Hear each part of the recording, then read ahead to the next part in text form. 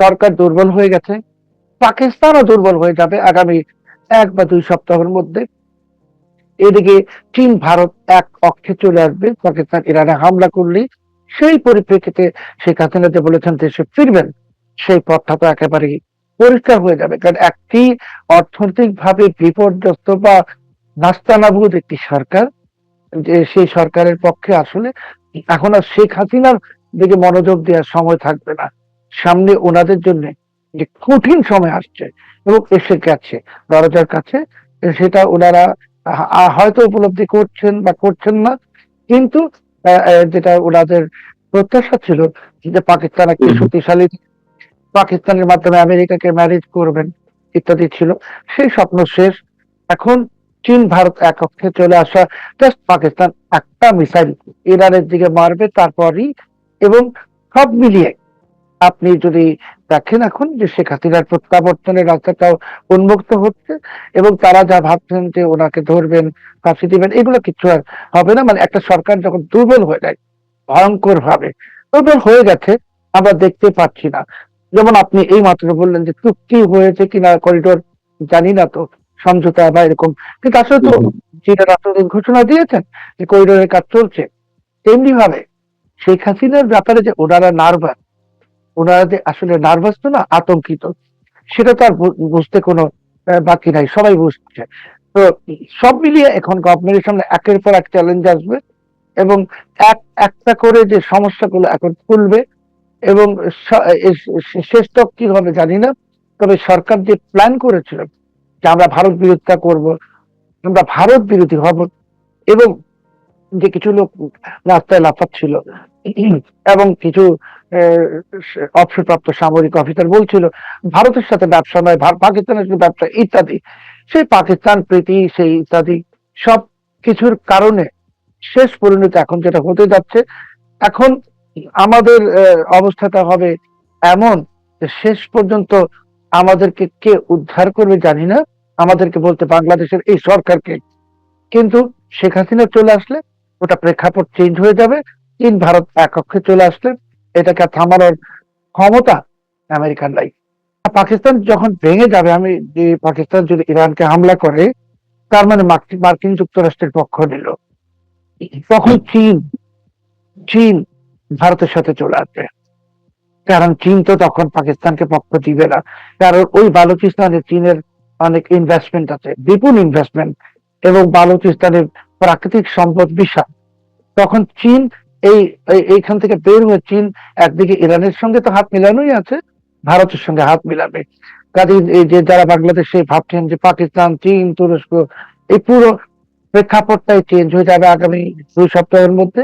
চীন ভারতের সঙ্গে চলে আসবে, হ্যাঁ আমেরিকা পাকিস্তানের সাথে থাকবে, ইরান তো ভারতের সাথে আছেই।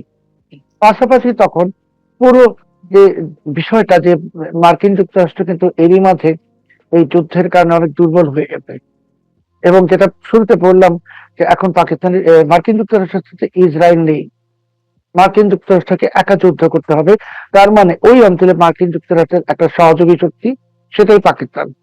যুদ্ধ কিন্তু বি- কিন্তু ভূ রাজনীতি তো ক্ষণে ক্ষণে চেঞ্জ হচ্ছে। ইসরায়েল যে আবার কয়েক ঘন্টার মধ্যে বা কয়েকদিনের মধ্যে যুক্তরাষ্ট্রের সাথে জোট বাঁধবে না এবং একসাথে জোট হয়ে ইরানের উপর হামলা করবে না তারও কোনো গ্যারান্টি নেই। এবং আপনি বলছেন এটা আপনার হিসাবের জায়গা থেকে যে আগামী ২ বছর এই যুদ্ধ চলতে পারে। আহ আমরা যেমন হঠাৎ করে একটা আশা দেখছিলাম যে যুদ্ধ বিরতি হোক বা যুদ্ধ শেষ হোক, সেটি খুব সন্ধিক্ষণে একটা চুক্তি হতে যাচ্ছে। চুক্তি হয়ে যাওয়ার পরেও সেটি কার্যকর হলো না। মানে সবকিছুই মিরাকল ঠিক নয়। মানে আমরা এটা কি বলতে পারি? মানে কোন সমীকরণ দাঁড় করানো যাচ্ছে না। হ্যাঁ, এই যুদ্ধ বিরতিটা ছিল পাকিস্তানের একটা ভাওতাবাজি। হুম, পাকিস্তান কোন রকমের ভাওতাবাজি করে যুদ্ধ বিরতির নামে এই সৌদি আরব থেকে, মধ্যপ্রাচ্য থেকে কয়েকশো মিলিয়ন ডলার কামানো, এবং পাকিস্তান কোন রকম, এটাকে বাংলায় আমরা বলি গোজামিল। কিন্তু এই যুদ্ধ বিরতি প্রক্রিয়াতে তো ইসরায়েলকে রাখা হয়নি, ইসরায়েলকে বাইরে রাখা হয়েছে। এবং দেখুন ইসরায়েল কিন্তু এখন আপনার লেবাননে হামলা বন্ধ করে দিয়েছে। তার মানে হেজবুল্লাহ ইসরায়েলে হামলা করবে না। আপনি হুম, যেটা হুম। বলছেন যে ঘন ঘন চেঞ্জ হয় প্রেক্ষাপট, সেই প্রেক্ষাপটটা এখন চেঞ্জ হবে না, যেহেতু ইসরায়েলের সঙ্গে আমেরিকা বা ডোনাল্ড ট্রাম্প বিশ্বাসঘাতকতা করেছে পাকিস্তানের কারণে। এখন ইসরায়েল সেখানে দর্শকের সারিতে থাকবে, এবং ইসরায়েল যদি লেবাননে হামলা না করে, ইরানে হামলা না করে, ইরান ইসরায়েলে কোনো কিছু করবে না, কোনো হামলা করবে না। কাজেই এখন ইরানের টার্গেট সৌদি আরব, কাতার, কুয়েত, মধ্যপ্রাচ্যের অন্যান্য দেশ এবং জর্ডান, এগুলো হয়ে যাবে। এবং খুব তাড়াতাড়ি পাকিস্তান একটা মিসাইল যদি ছুড়ে মারে হুতি বিদ্রোহীদের প্রতি বা ইরানে, তাহলেই পাকিস্তানে আপনি দেখবেন যে ইরানের মিসাইল বৃষ্টি হবে। কাজেই যারা পাকিস্তান প্রেমী বাংলাদেশে, তাদের জন্য ভয়ঙ্কর দুঃসংবাদ। এবং আরেকটা জিনিস এখানে আপনাকে আমি যোগ করতে চাচ্ছি, যে আমাদের প্রধানমন্ত্রী তো কিছুদিন আগে মালয়েশিয়া গেলেন, এরপর চীন সফরে গেলেন, কি নিয়ে এসছেন এরই মধ্যে আমরা বুঝে গেছি।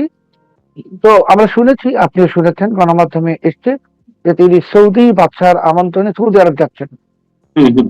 তো অনেকের মনে তো একটা প্রত্যাশা আছে সৌদি আরব থেকে বিশাল প্রাপ্তি হবে, সৌদি আরবে উনি গেলে একটু ওমরা হজ পালন করতে পারবেন। সৌদি বাদশাহ নিজে যখন যুদ্ধ নিয়ে ব্যস্ত, তখন আমাদের প্রধানমন্ত্রী গেলে ওনাকে সর্বোচ্চ 15 মিনিট সময় দিবেন, তারও কম, একটা সৌজন্য সাক্ষাৎকার। তারপরে ওই ওমরা পালনের জন্য রাজকীয় যত সহযোগিতা গুলো সেটাই দিবেন, কিন্তু বাংলাদেশের জন্য উনি কিছু নিয়ে আসবেন না। আরো সহজ কথায়, সরকার এখন টাকা পাবে না কোনো কাজ থেকে। আপনাকে আগেও বলেছিলাম যে মার্কিন যুক্তরাষ্ট্রের গোলামী চুক্তি থাকলে চীন কোনো টাকা দিবে না। দ্বিতীয় আরেকটা ডাইমেনশন দেখুন, খুব নাটকীয়, যে চীনের রাষ্ট্রদূত ঢাকায় যিনি, তিনি বলেছেন এরই মধ্যে চীন বাংলাদেশ করিডোরের কাজ শুরু হয়ে গেছে। তার মানে তারা কুনমিং থেকে মিয়ানমারে এই করিডোরটা শুরু করে দিয়েছে। বাংলাদেশের পোর্শনটা তো এখনো শুরু হয়নি। এটাও কিন্তু আমেরিকার জন্য আরেকটা বাজে বার্তা, যে আমেরিকা করিডোর পায়নি, কিন্তু সেই করিডোর চীন এগিয়ে নিয়ে আসছে। তার মানে সব মিলিয়ে আমাদের যে সরকার বা বাংলাদেশ, আমরা অচিরেই, চীন আমাদেরকে টাকা দিবে না, আবারও বলছি, মালয়েশিয়া তো আমাদের শ্রমিক ফেরত দিয়েছে সফরের পরে, এটা, এবং সৌদি আরবে কিছু হচ্ছে না, আমরা টাকা পাবো না।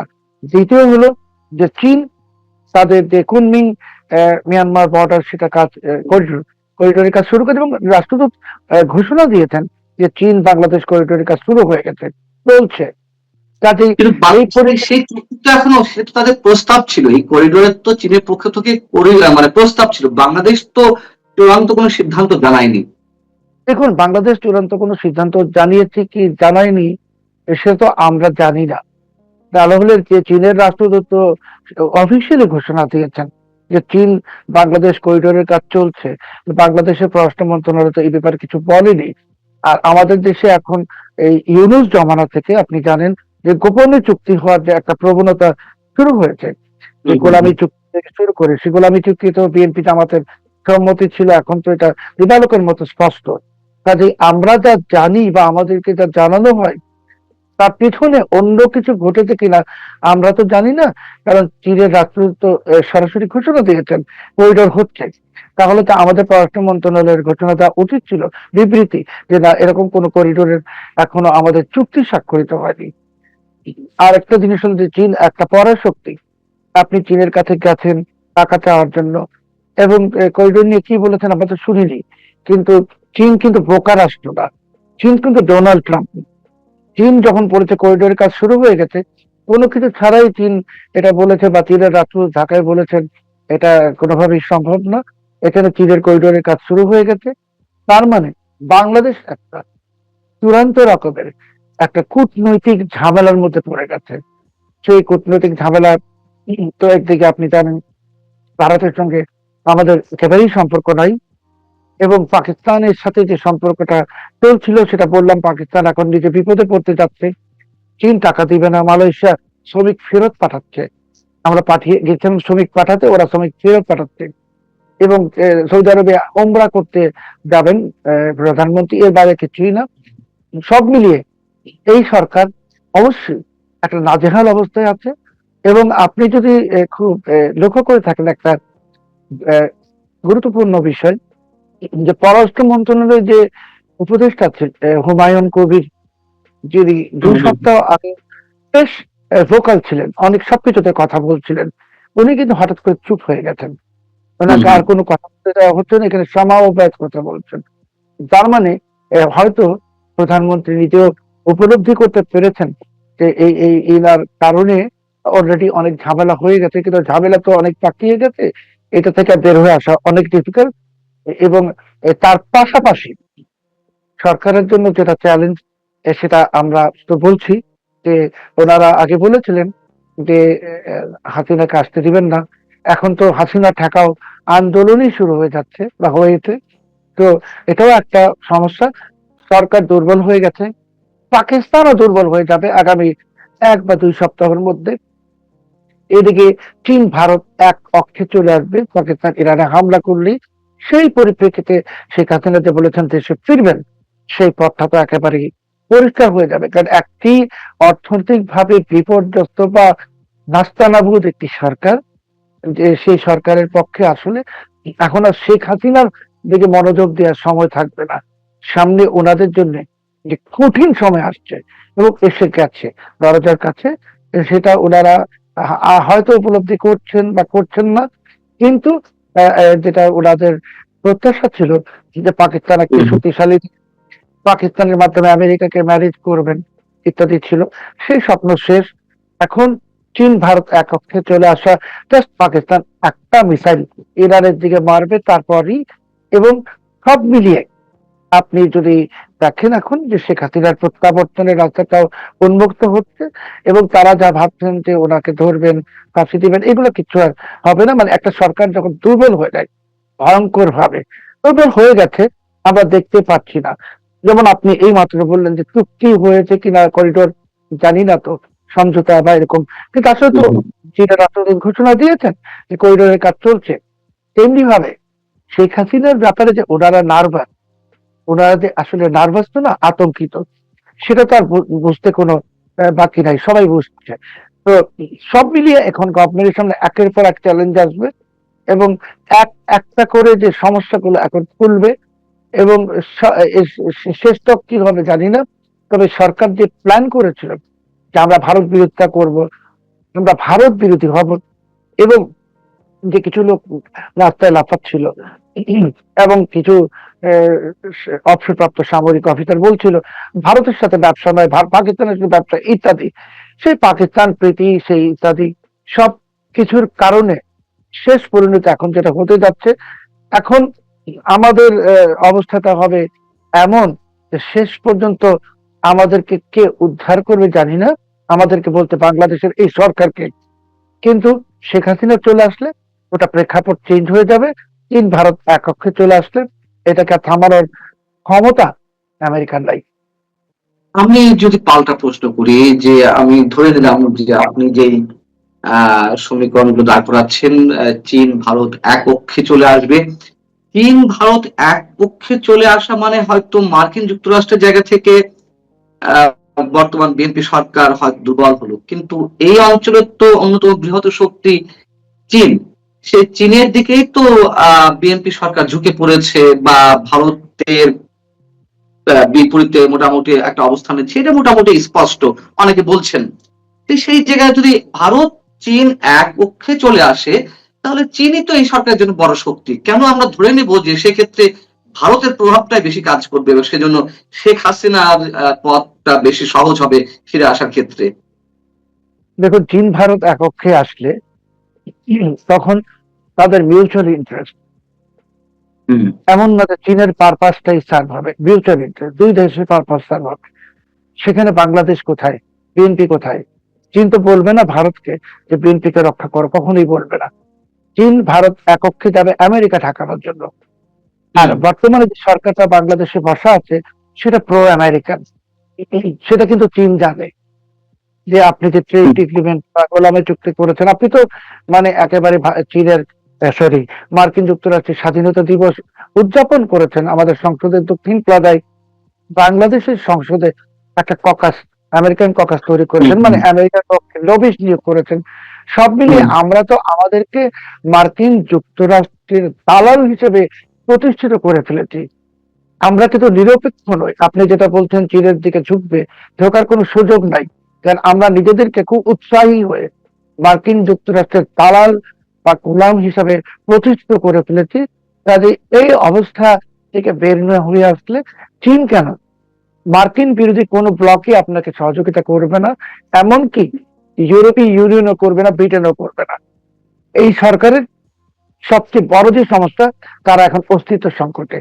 মানে তাদের তো পরিচয় হলো তারা প্রো আমেরিকান রাজনৈতিক দল। বেরিয়ে বা আসলো, প্রো আমেরিকান জায়গা থেকে বেরিয়ে এলো বর্তমান সরকার। তারা চীনের প্রতিও তো এক ধরনের ঝোঁক রয়েছে। আহ, সেই জায়গা থেকে তারা স্ট্যান্ড পরিবর্তন করলো, সমস্যা কি? তারা প্রো আমেরিকান থেকে বের হয়ে আসেন নাই। আমি তো বললাম যে চীনে আপনি গেছেন, আর তখনই বাংলাদেশের সংসদে দক্ষিণ প্লাজায় হুম, হুম, হুম। আমেরিকার স্বাধীনতা দিবস পালিত হচ্ছে। তখন প্রধানমন্ত্রী যাচ্ছেন চীনে, ঠিক সেই মুহূর্তে এই সংসদের দক্ষিণ প্লাজায় আমেরিকার স্বাধীনতা দিবস পালন করছেন। চীনকে কি বার্তা দিলেন আপনি? আপনি এটাই বার্তা দিলেন যে আমরা আমেরিকার, আর আমেরিকা আমাদের। ওই হ্যাঁ, প্রেক্ষাপটে মানে পাশাপাশি এই যে আপনি ঠিক আছে, আপনার কথা ঠিক আছে, কিন্তু পাশাপাশি তো এই বার্তাও দিল যে আমরা ভারতমুখী নই, আমরা চীনমুখী। তাতে চীনমুখী কখনোই চীন গ্রহণ করবে না। আপনি ভারতমুখী নন, ঠিক আছে, কিন্তু আপনি আমেরিকার স্বাধীনতা দিবস পালন করেছেন। চীনের বড় শত্রু আমেরিকা, ভারত নয়। কাজেই আপনি যে চায়না গেলেন যে আশা নিয়ে প্রত্যাশা, সেটাকে তো পেছন থেকে ছুরি মেরে দেওয়া হয়েছে ওই সংসদের দক্ষিণ প্রান্তে অনুষ্ঠানটা করে। অনুষ্ঠানটার আয়োজক কারা ছিল আমরা সবাই হুম, জানি, এবং সেই অনুষ্ঠানে কারা অংশগ্রহণ করেছেন সেটাও জানি। কিন্তু খুব সুপরিকল্পিত ভাবে এই যে মার্কিন যুক্তরাষ্ট্র করেছে এটা, যে যখনই বিএনপি সরকার চেষ্টা করেছে চীনে একটা সম্পর্ক স্থাপনের, তখন এখানে তাদের যারা ক্রীড়নক আছে তাদেরকে দিয়ে এমন একটা কাণ্ড ঘটিয়ে দিল যাতে চীনের কাছে আপনার আর কোনো পাতা থাকবে না। সব মিলিয়ে এখন আমরা বলছি আমরা মার্কিন পন্থী। দেখুন, আমরা কিন্তু কখনো আমেরিকার কাছে ইসরায়েলের থেকে বেশি আপন হব না। তো যে ইসরায়েলকে আমেরিকা ইরানের সাথে যুদ্ধ মানে শান্তি চুক্তির সময় ইসরায়েলকে বাদ দিতে পারে তাদের নিজেদের স্বার্থে, সেখানে বাংলাদেশ কি?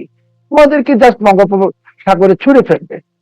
এবং এটা আমরা বুঝতেছি না, আমরা ভাবছি যে আমেরিকা আমাদের বন্ধু, আমাদের থেকে অনেক বড় বন্ধু ইসরায়েল।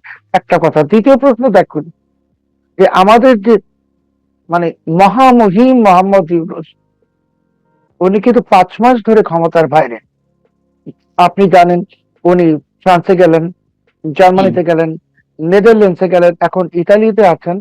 এই মহামহিম মোহাম্মদ ইউনূসকে কিন্তু আমেরিকার ডাকছে না। অথচ ওনার বড় ব্যবসা গ্রামীণ আমেরিকাতে উনি কিন্তু যেতে পারছেন না। কেন যেতে পারছেন না, বা কেন 4,000 কোটি টাকা, 4,000 কোটি টাকা সেখানে বিনিয়োগ করা যুক্তরাষ্ট্রে না, না, গ্রামীণ ব্যাংক পার্টনার্স, গ্রামীণ। 4,000, ওটা 4,000 কোটি না, ওটা অনেক বেশি বিনিয়োগ করা আছে। এবং সেটার মাধ্যমে উনি মেক্সিকোতে দক্ষিণ আমেরিকার অনেক দেশে ব্যবসা এক্সপানশন করেছেন। উনি কিন্তু আমেরিকা যাচ্ছেন না, কেন যাচ্ছেন না? আগে তো আপনি দেখুন ট্র্যাক করে, যে মোহাম্মদ ইউনূস আগে প্রতি বছর মানে যত না অন্য দেশে যেতেন তার থেকে বেশি আমেরিকায় যেতেন। বিভিন্ন সভা সমাবেশে ওনাকে আমন্ত্রণ জানানো হতো লেকচার দেওয়ার জন্য, কেউ দিচ্ছে না। কেউ কোথাও ওনাকে লেকচার দিতে ইনভাইট করছে না, এমনকি আমেরিকার বাইরেও না।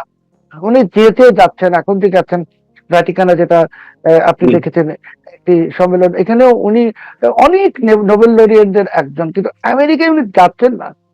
উনি কি যাচ্ছেন না, না যেতে পারছেন না?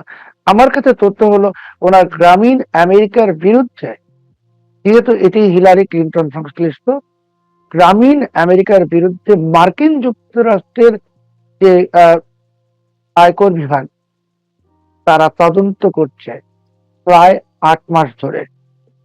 কারণ উনি তো ডোনাল্ড ট্রাম্পের সাথে যে হিলারি ক্লিন্টনের নির্বাচনে উনি বিনিয়োগ করেছিলেন, এটা তো এখন প্রমাণিত।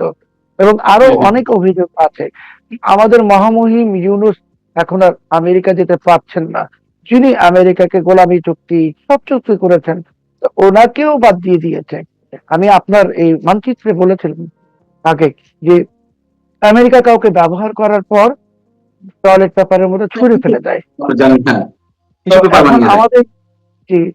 আমাদের বর্তমান যে সরকার, বিএনপি সরকার, তারেক রহমান সাহেব, উনি ভাবছেন আমেরিকা ওনার সাথে আছে। আমেরিকা কারোর সাথে থাকে না। আমেরিকা তার স্বার্থ সিদ্ধির জন্য যতক্ষণ লাগে ততক্ষণ ব্যবহার করে। আর যদি ভাবেন যে আমেরিকা বন্ধু, খলিলুর রহমান আছে। খলিলুর রহমান কে? খলিলুর রহমান কেউ না। আমি তো বললাম যে ইসরায়েলের মতন একটি পরীক্ষিত এবং স্থায়ী মিত্রকে যদি ডোনাল্ড ট্রাম্প বাদ দিতে পারে, সেখানে বাংলাদেশ কি? সামনে যে সময়টা আসতেছে ভীষণ চ্যালেঞ্জিং। পাকিস্তান দুর্বল হয়ে যাচ্ছে এবং পাকিস্তান ভাঙবে কি ভাঙবে না সেটা পরের প্রশ্ন। পাকিস্তান আগামী 2 বছর ইরান যুদ্ধ নিয়ে ব্যস্ত থাকবে। বাংলাদেশে যারা পাকিস্তান নিয়ে উচ্ছ্বাসে ছিলেন তারা উচ্ছ্বসিত হওয়ার কিছু নাই। চীন টাকা দিবে না, চীন করিডোর শুরু করে দিয়েছে। দেখুন, এটা কিন্তু আপনি চীনে ঘুরে আসছেন, আপনি আমেরিকার স্বাধীনতা দিবস পালন করেছেন, চীনের রাষ্ট্রদূত ঘোষণা দিয়েছে করিডোরের কাজ চলছে। এটা হলো কূটনীতি, মানে কূটনীতিতে বাংলাদেশকে একটা আরো বিপদে ফেলে দেয়া। এখন বাংলাদেশ আমি যদি বলে না, বাংলাদেশ যদি বলে না আমরা করিডোর দেই নেই দিব না, তাহলেও বিপদ। বাংলাদেশ যদি চুপ করে থাকে তাহলেও বিপদ। এখন সব মিলিয়ে বাংলাদেশের সামনে শুধু বিপদ আর বিপদ। এই বিপদ থেকে উদ্ধারের আপাতত কোনো পথ নেই। আমি শেষ প্রশ্ন যেটা আপনার কাছে করতে চাই সেটি হচ্ছে যে তাহলে ডিপ স্টেটের যেটি খেলা ছিল, পাকিস্তানের একটি খেলা ছিল, তুরস্কের একটা খেলা ছিল, সবার অভিন্ন লক্ষ্য ছিল যে বাংলাদেশে তারা একটা সাম্প্রদায়িক উগ্র সাম্প্রদায়িক একটা গোষ্ঠীকে ক্ষমতায় নিয়ে আসবে। তাদের সেই প্ল্যানিং তাহলে ভেস্তে যাচ্ছে বা তারা পিছু হটছে? না, তুরস্কের বা মার্কিন ডিপ স্টেটের উগ্র সাম্প্রদায়িক গোষ্ঠীকে তো ক্ষমতায় নিয়ে আসছে 24-5 আগস্টের পর। এখন আমি আপনাকে সেটাও, জি, আমি তো আপনার এখানে বলেছিলাম মানচিত্রে যে ওই ইউনুসের জমানাতেই বলেছিলাম যে এরপরে মিশর প্লট বাস্তবায়িত হবে। এখন মিশর প্লট বাস্তবায়িত হওয়ার সময় চলছে, আপনি দেখবেন। এবং আবারও বলছি, আপনার ওখানে একজন আব্দুল ফাতাহ আল সিসি ক্ষমতায় আছেন বাংলাদেশে, এবং যারা এখন অতি পাকিস্তান প্রীতি, অতি আম, উগ্রবাদী পথে হাঁটছেন, নাচছেন, স্লোগান দিচ্ছেন, তাদের জন্য খুব ভয়ঙ্কর দুঃসংবাদ একদমই আসন্ন। কারণ আমেরিকা আপনাদেরকে ব্যবহার করা যতটুকু করা দরকার ছিল করেছে। এখন আমেরিকার অনেক বড় এজেন্ডা, অনেক বড় মাথা ব্যথা ইরান যুদ্ধ, মধ্যপ্রাচ্য, এটা বাদ দিয়ে বাংলাদেশের দিকে এখন তাকানোর সময় নাই। এখন বাংলাদেশকে এবং বাংলাদেশ তাদের যারা লোকজন সবাইকে ডিসপোজ অফ করে দিবে। কারণ বাংলাদেশ চ্যাপ্টার ইজ ক্লোজ। এখানে এখন আর কোনো কিছু নতুন করে হবে না, নতুন কিছু আসার দরকার নেই, এটা কোনো প্রত্যাশার প্রয়োজন নেই। এখন আমেরিকা এখানে শেষ রক্ষা হিসেবে মিশরে যেমন আব্দুল ফাতাহ আল সিসিকে বসিয়ে দিয়েছিল, বাংলাদেশও বসায়। জটিল একটা সমীকরণের মুখোমুখি আমরা। আপনি যে হিসেবটি দিলেন সেটি হয়তো অনেক দিক থেকে বোঝা যাচ্ছে। দেখা যাক আমাদের কপালে কি আছে, ভাগ্যে কি আছে। আপনি ভালো থাকবেন। সাংবাদিক সালাউদ্দিন চৌধুরী, আপনার জন্য শুভকামনা।